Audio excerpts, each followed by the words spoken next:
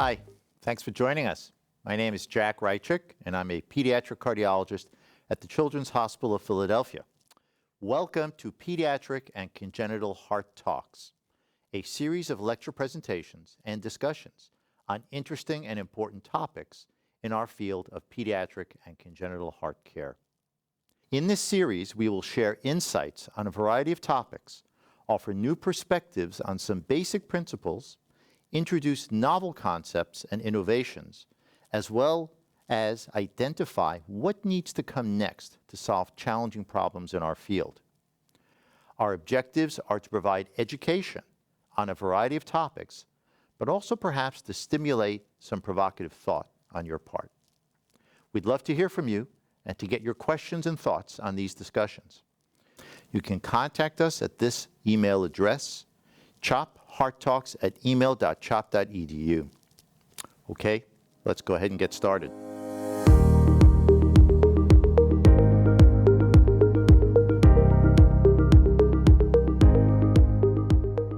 Hi, I'm Joe Rossano, the Chief of Cardiology at the Children's Hospital of Philadelphia, and welcome to our Pediatric and Congenital Heart Talks.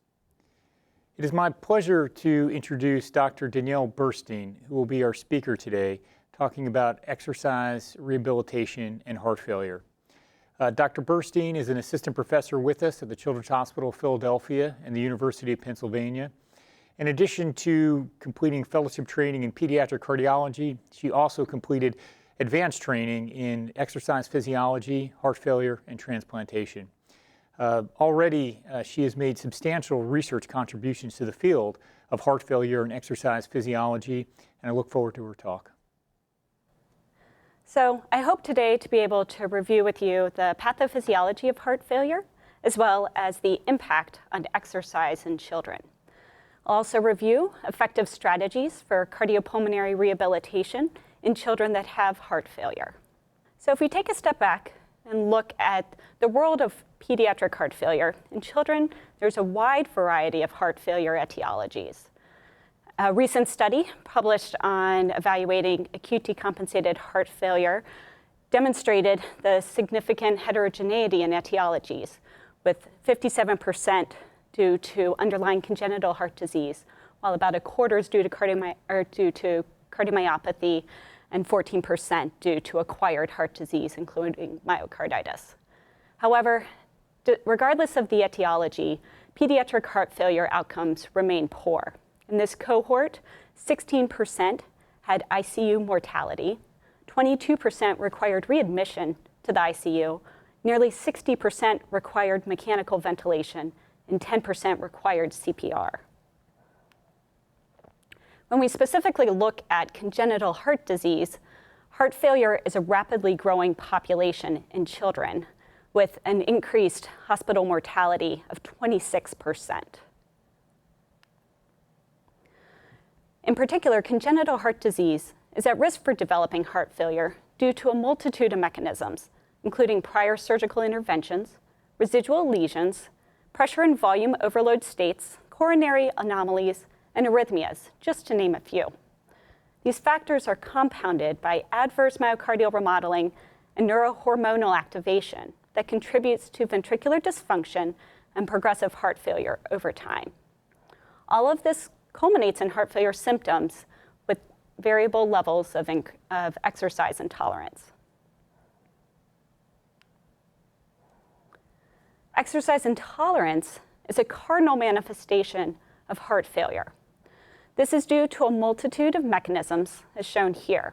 We know that heart failure limits the ability to augment cardiac output due to impaired stroke volume, increased heart rate that limits ventricular preload, diastolic dysfunction that also contributes to limited ventricular filling and preload, and abnormal autonomic regulation systems.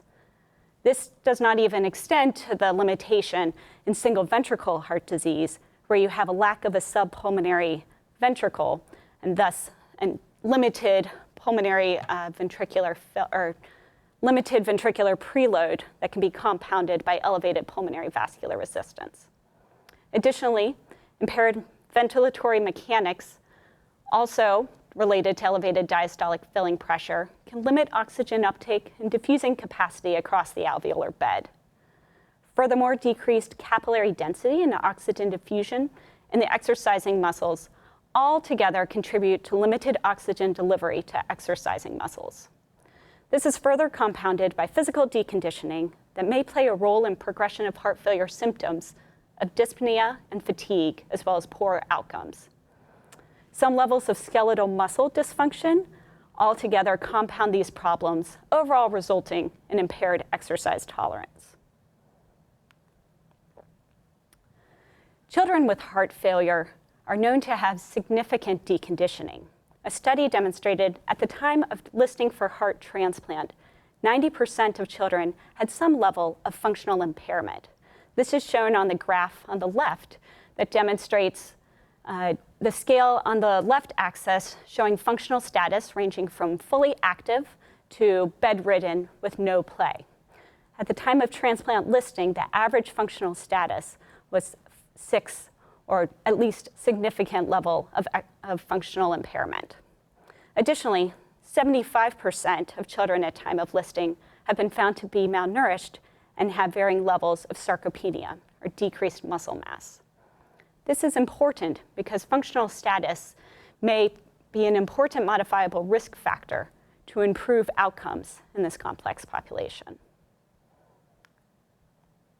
However, it's important to note in children, particularly those with congenital heart disease, that heart failure symptoms, functional impairment, and exercise intolerance are often underappreciated by patients, their families, and by providers.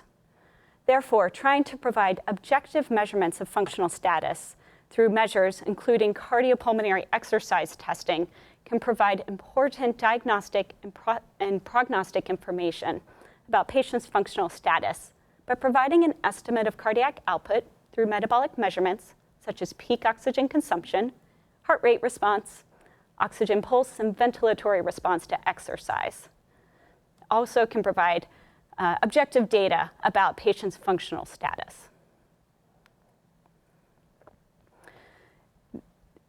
In children with dilated cardiomyopathy, the American Heart Association recommendations for transplant evaluation have identified that a peak VO2 or peak oxygen consumption that's less than 50% predicted is an indication for undergoing heart transplant. As you can see with the graph on the left, that percent predicted maximal VO2, the lower that value, is associated with decreased freedom from heart failure hospitalization, need for mechanical circulatory support, death, or transplant. Similar findings have also been shown in other types of heart failure. In a separate study, peak VO2 of less than 62% was associated with significantly higher death and urgent listing for transplant, with a hazard ratio of 10.7. One challenge with using cardiopulmonary exercise testing to assess heart failure symptoms and functional capacity in children with congenital heart disease is there's a lack of standardized reference values for exercise performance across the heterogeneous congenital heart disease complexity.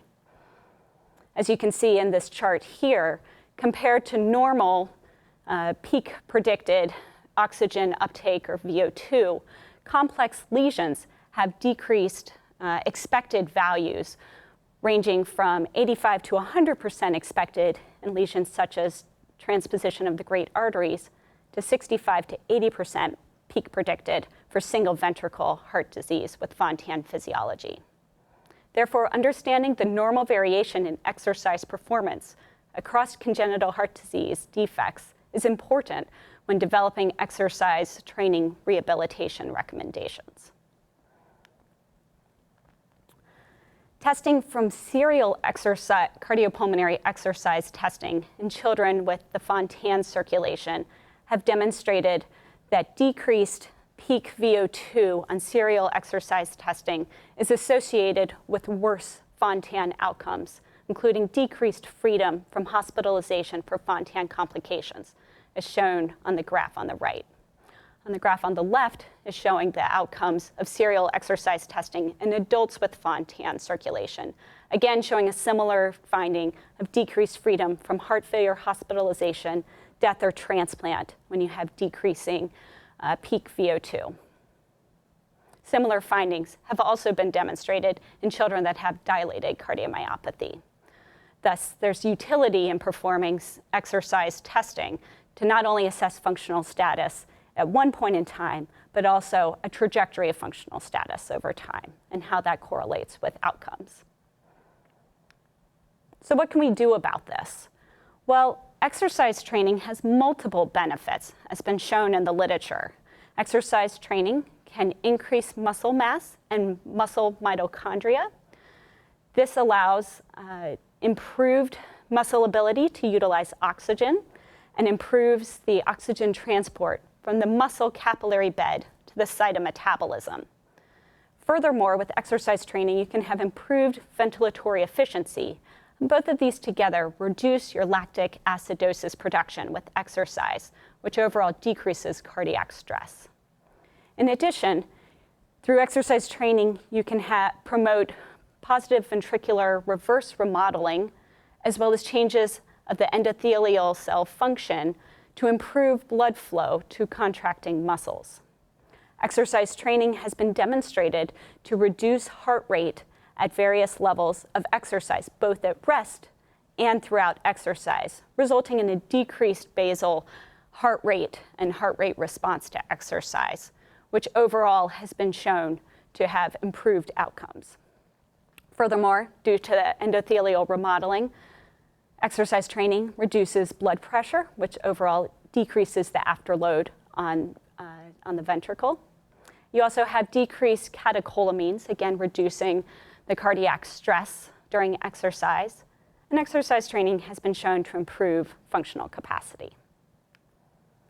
Now, when we talk about exercise training, there's two different forms. There's aerobic exercise and musculoskeletal strengthening. When we talk about aerobic exercise, this is overall aimed at improving exercise capacity as well as functional capacity.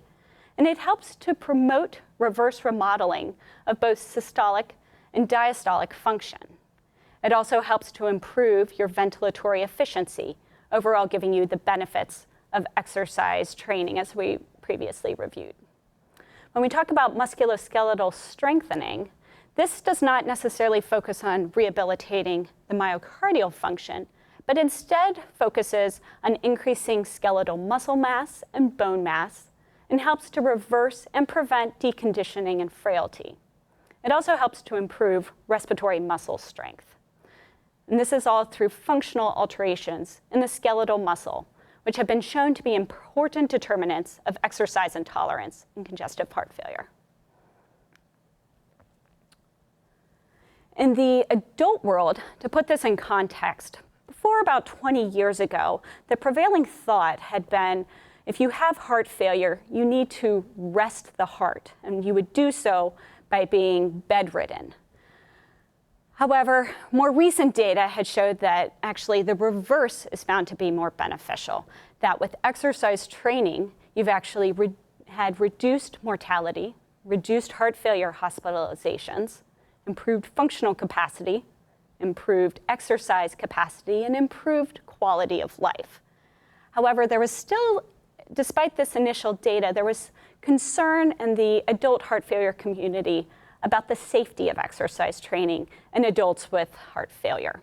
However, a landmark study published in 2009 of over 2,000 adults that were randomized to either exercise training or standard of care, usual care, without exercise training, demonstrated the benefits that are shown here with reduced heart failure mortality and heart failure hospitalizations, but also demonstrated the feasibility and safety of exercise training in these patients.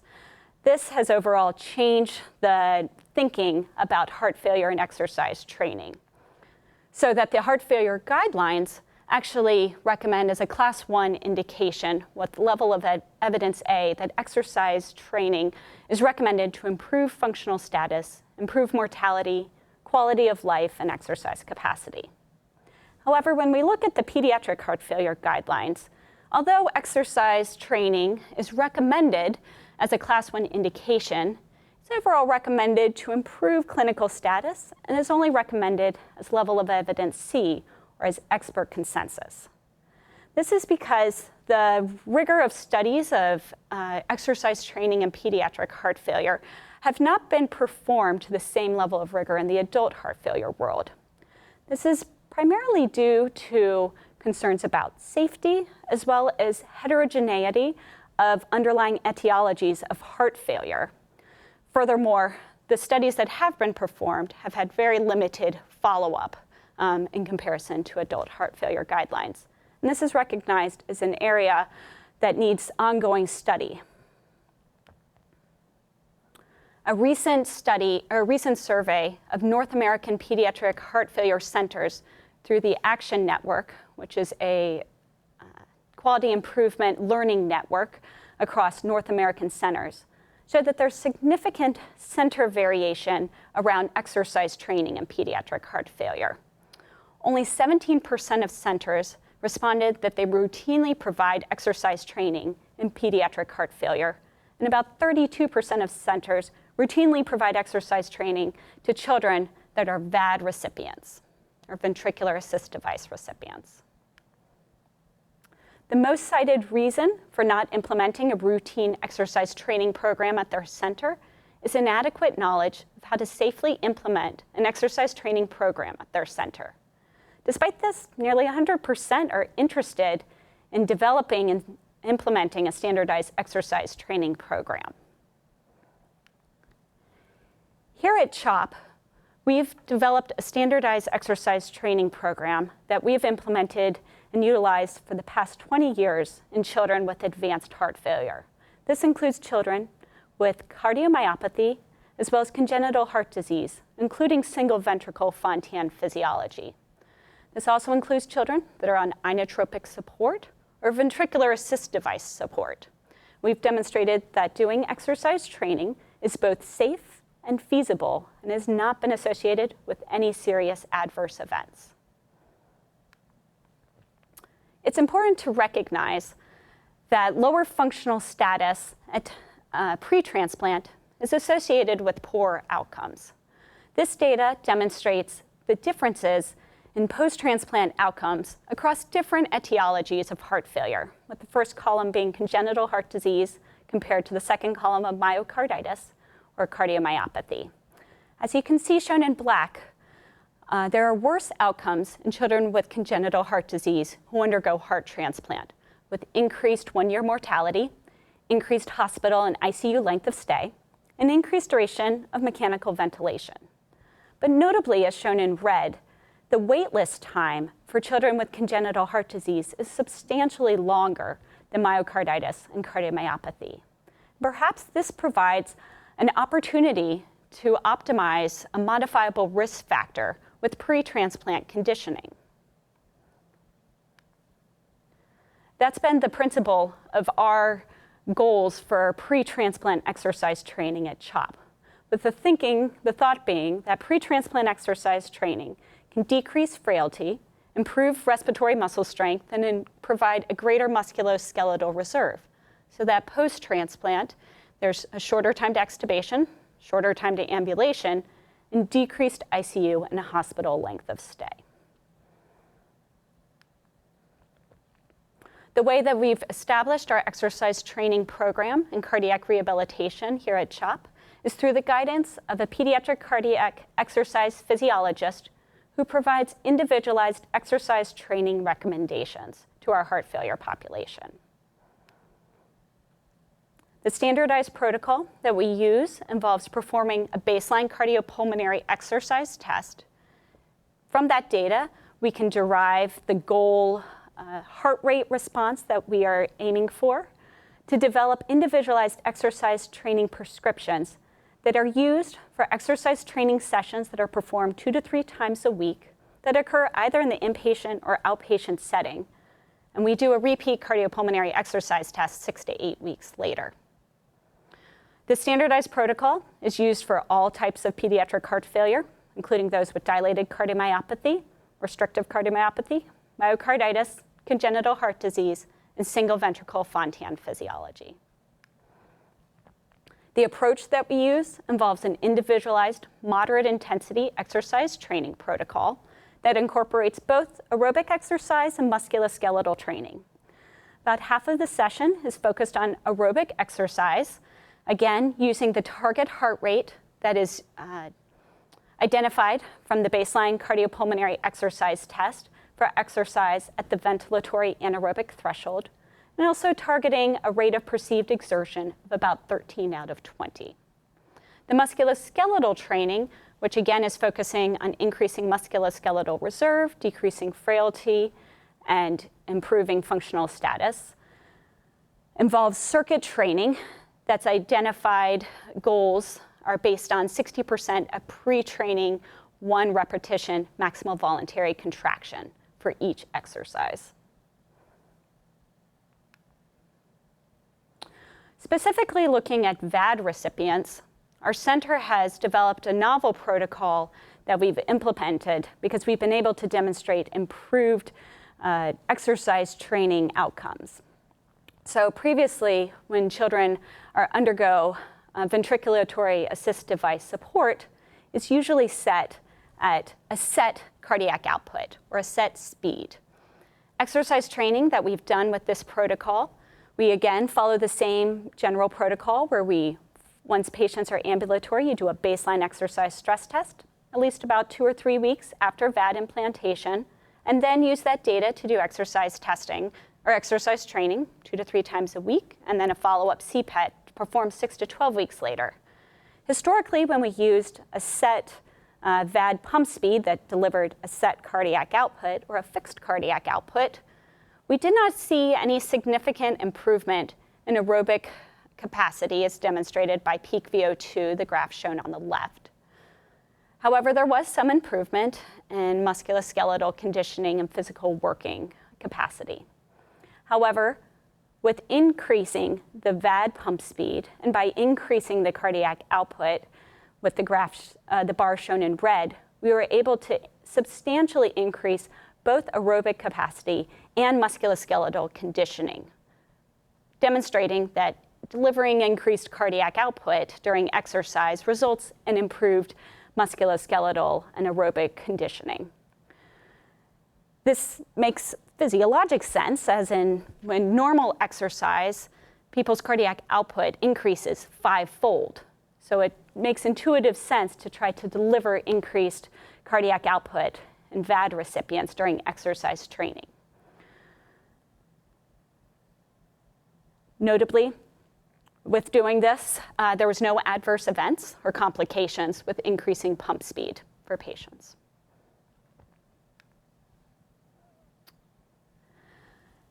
Specifically in patients with the FONTAN circulation, there's been a recent recognition of the need for a fundamentally different approach to rehabilitation and training in those with single ventricle physiology, where there's a lack of a subpulmonary ventricle and there is decreased lean muscle mass.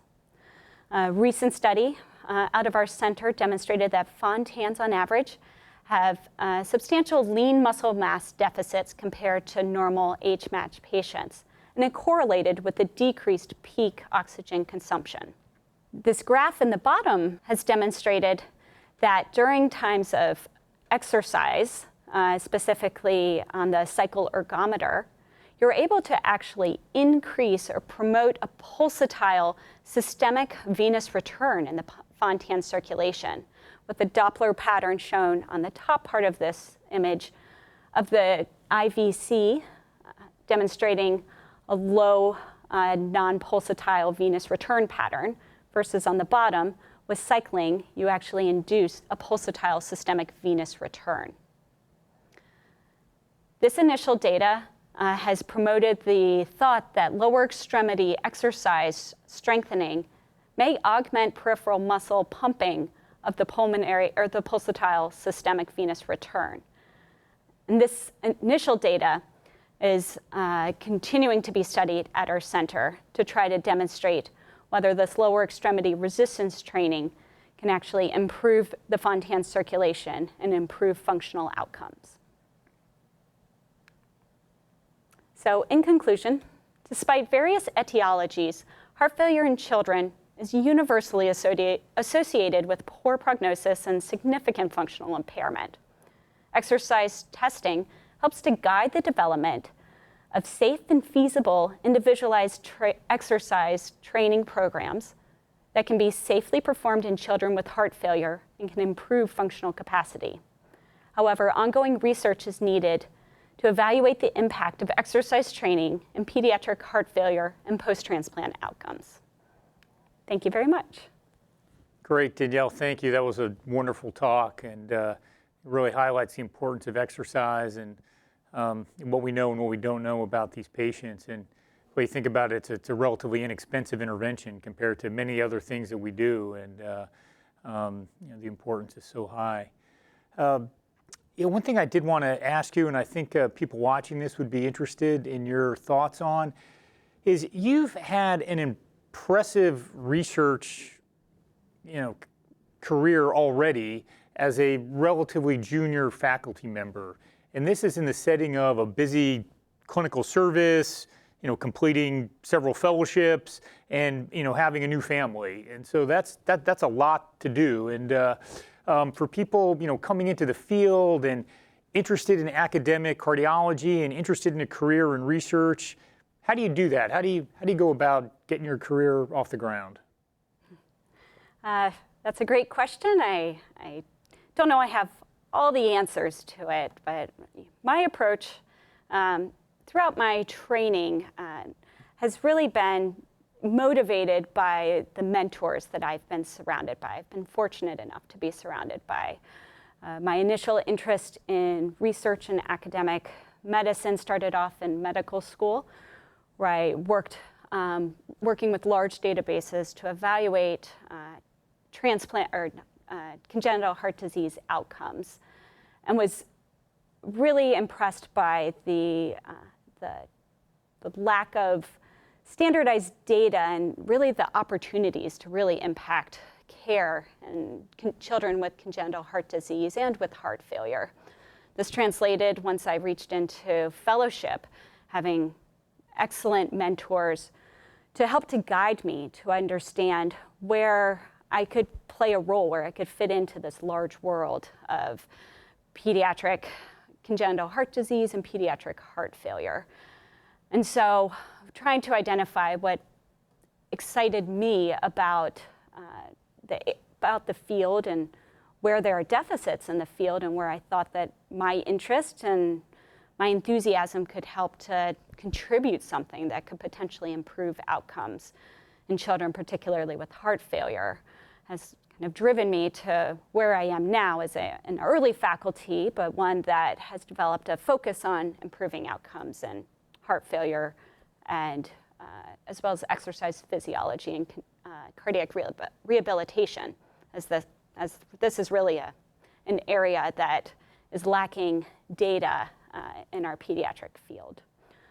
So once I identified that as an interest and something that I felt like I'm excited about and I could contribute, then it really just took thinking about what are the steps that I need to take and where are my what skills do I need to continue to get to be able to be successful in this career, acknowledging just, I have some experience with research, particularly under fantastic mentorship from fellowship through yourself and other excellent mentors, both at my center and also other centers that provide mentors. But then also acknowledging that to be successful, I also need to have the appropriate research skills. And that was something that I felt like I needed to continue to build to be a successful academic clinician. And so acknowledging that, I decided to undergo the Master's of Science in Clinical Epidemiology program at Penn, which is a phenomenal opportunity to continue to develop my skills in epidemiology and research training so that I feel like I can continue to work on transitioning to becoming a fully independent researcher that could not only work on my own projects and help to contribute to the field, but also give me the skills to be able to mentor colleagues and have future mentees in my career. Yeah, that's great. And I think the last point that you made about having additional formal training in addition to the training that people get in their residency or fellowship, I think can be incredibly valuable. Certainly in cardiology, it's such a clinically heavy training program, and research is an important component of that, but it's certainly not the sole focus of fellowship training. And to have some additional training in that for people that are really serious about research and want to take research to the next level, I think can be very valuable, and certainly has been valuable for you and all the great things that you're doing. I'd like to get your just thought on exercise in general. I think that's an important part of your own life and your wellness. And I was impressed at our CHOP meeting a few years ago, where we have our annual fun run that we do early in the morning on Saturday, and you and Julie Brothers, I think, beat the entire pack by about 7 kilometers in a 5-kilometer race. So clearly this is something that you are passionate about. And can you just talk a little bit about how that fits into your own life? It's important for people in heart failure. I think you've clearly demonstrated that. But what about people that don't have heart failure? And what does exercise mean to you, and what should it mean to everybody? Yeah, no, I think the benefits of exercise at any level is really important. Yes, from keeping you in shape and is one aspect, but really the mental health and wellness aspect of exercise cannot be underestimated. Our fields, our careers that we've chosen come with significant stress, and it's important to try to identify ways to mediate that stress so that you can come to work rejuvenated and be able to give that full 100% to your patients to improve outcomes and give excellent care. And so identifying for yourself what that means to you, and for myself and my family, exercise has always been something that's very important, both from an individual standpoint as well as doing as a collective family activity, and motivating each other. And it provides just an outlet or another aspect of your life that you can continue to refine and just debrief through. And I can't tell you the number of times I've gone out for a run and processed my day or thought through conundrums that have come up, both clinically or research-based. And so I think that having that outlet's been really helpful just from a wellness and mental health standpoint. So I encourage people to try to find whatever it is that provides them that wellness as well. And if it's exercise, whatever that level of exercise is, I think it's very important to develop now and to figure out a way to be able to continue doing that in a sustained way in your lifestyle. That's great. So how do you think we can get our patients to do more of that? We know, obesity and a sedentary lifestyle are rampant in our society, and that's true among our young people. I suspect that has only been exacerbated in the time of COVID and more isolation, and there's probably less exercise going on now than there was 9 months ago. So how do we have this for our patients and just for all children? That how do we get this better incorporated into their lives? And yeah, I think there are a lot of very, very smart people that are continually trying to tackle this. And, particularly in the current era, it's been demonstrated that the COVID pandemic has really affected the mental well-being of our children, resulting in significantly increased depression and anxiety. And so I don't think there's ever a more important time to really think about how we can motivate our children to be more physically active, both from a mental health standpoint, but also for the prevention of developing acquired cardiovascular disease, be it hypertension, diabetes, heart disease.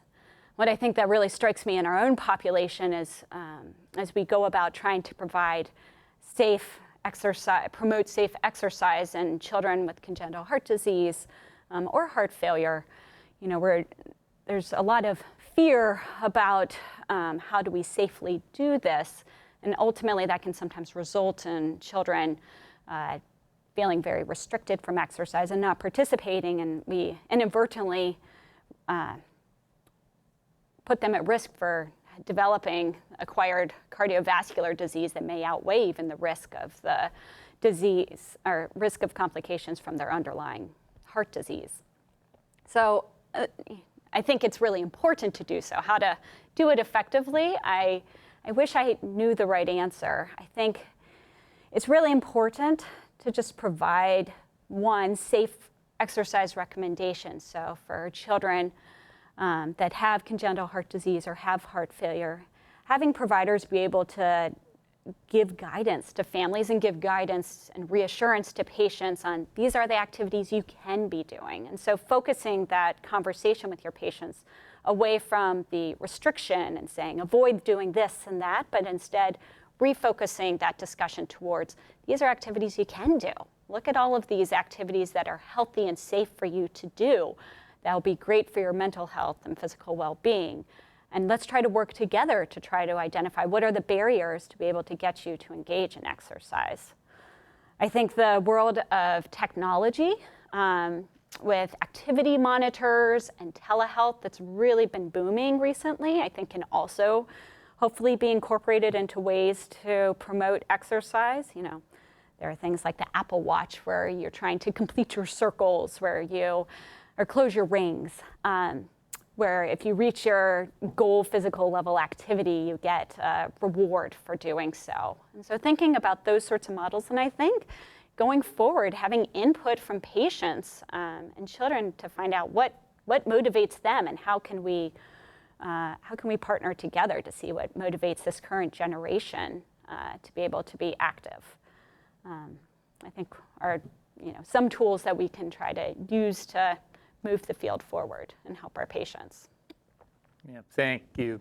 Yeah, your point about for some of our patients, the greatest risk to their life is not for their underlying, congenital heart disease or cardiomyopathy. It may be from obesity. If they have diabetes, they get early onset, cardiovascular disease from that may be a greater risk to them than their VSD that was closed, or they've got mild hypertrophic cardiomyopathy. That these other risk factors are greater risk factors for them. But we oftentimes, I think, as pediatric cardiologists, are focused on their structural heart disease and not these other factors, which indeed may be more important.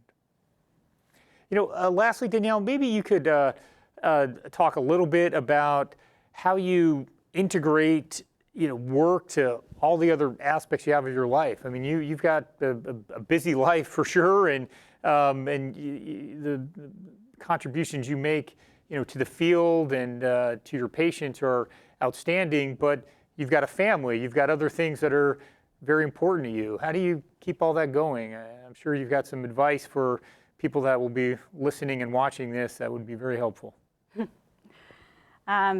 I feel like I'm still continually trying to refine how I approach things. As you've alluded to, I recently had my first baby, and so that has kind of taught me that I need to, try to restructure my time management and focus on efficiency. And so I try to do so by, each beginning of each week and beginning of each day, trying to outline what do I need to accomplish that day. And so if it's a clinical day where I'm seeing patients, then I acknowledge this is what I need to do during my day, and this is what I hope to finish, be it charting or such. But on days where I know I have protected research time, also outlining what are the goals for the week that I need to accomplish, the goals for that day, and trying to have a checklist of how I do that.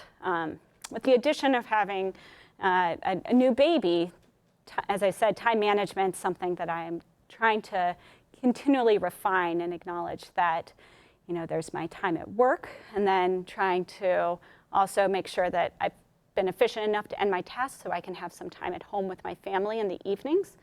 And, but whatever I had not finished during my daytime to try to save that until after that family time's been completed.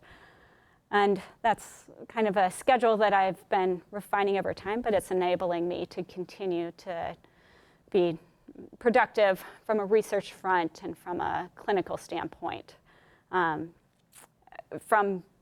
As I've shared, I'm getting a master's right now as well, and so I think it's really important to talk to your mentors and your division chief to make sure that you have the adequate protection to be able to feel like you're going to be successful doing what you need to accomplish from a clinical standpoint and from a research standpoint and training standpoint. I think that early career, your first few years, are really where you need to have a solid foundation for your academic career. And so laying that groundwork and making sure that you have shared goals and priorities and protected time to be able to be successful is really important. So having that open dialogue and having mentors to help you along the way, I can't speak enough to how valuable and helpful that's been for me. Oh, great. Well, thank you very much. It was a wonderful talk and great discussion. I really appreciate it. And I want to thank everyone for joining us, and have a good day. And thank you all for your attention and for listening to this fantastic talk and life lessons and life advice. We are very much interested in your feedback, and we'd love to hear questions concerning our content that you've heard, as well as suggestions for additional topics that would be of interest to have reviewed in depth and discussed. In order to communicate with us, we have a dedicated email address. It's chophearttalks@email.chop.edu. We'd appreciate hearing from you. We'd love to hear your ideas and suggestions. Thanks so much for your attention.